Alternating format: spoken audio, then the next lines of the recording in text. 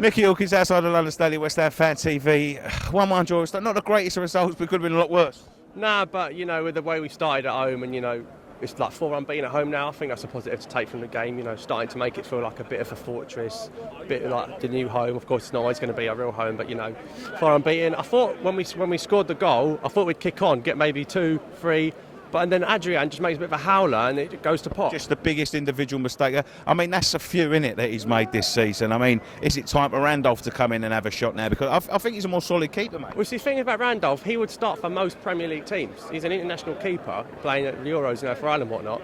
But, at 0-0, Adrian came for a cross and he dropped it. And then he came out again, and I thought, it's only a matter of time before they're going to capitalise, and they did. But what are we going to lose from starting Randolph at White Hart Lane? I don't really get that. No. What are we going to lose? It'll get Adrian some confidence maybe, because on the training pitch he'll be competing for places. He's had enough chances. Remember Watford as well, their second goal, when he's come flying out. It's not the first time, Nicky. And, points are won and lost by keepers sometimes, and this isn't good enough. And that's 2 points lost today. Yeah, and now you look at the games coming up, we're going to be really struggling. That was my next point. Was this a must-win game? Seeing as the run of fixtures coming up, there's about 4, 5, 6 that are really tough. I know, and we drew at home to Middlesbrough as well. We should have won that game, really. It's not great, the record here, is it? It's not great, but the way we started, losing, conceding for fun, we do seem a bit more solid at the back. But when you look at the defence today, you got the centre-back Quixote and you got the right wing-back Antonio. Those are 2 midfielders last season. It just shows that no wonder we got no... So to be honest with you, mate, I think once Antonio pushed up the field, it just showed it was a more positive... I mean, it was only the keeper that's cost us the points here. It was more positive. He's back scoring the goals. Fletcher coming on was a big positive. It was a good tactical move by Bilic, putting Antonio forward, but I didn't get Lanzini coming off. I thought he was playing really well. Yeah. I would have taken Payet off personally. Lanzini was running the show in the midfield. I don't know why he came off.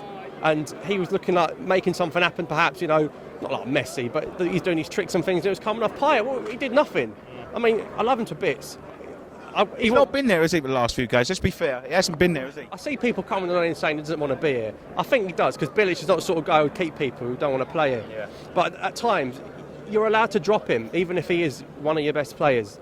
But Fletcher up front, as you say, he looked really, really good. He scored a goal last week with the under-23 lot. So maybe why not start him as well? International break now, and then we go to White Hart Lane. But the rumour is Payet, Carroll and Saka will be back. That'd be massive for us. Be massive for us, but who do you play with then?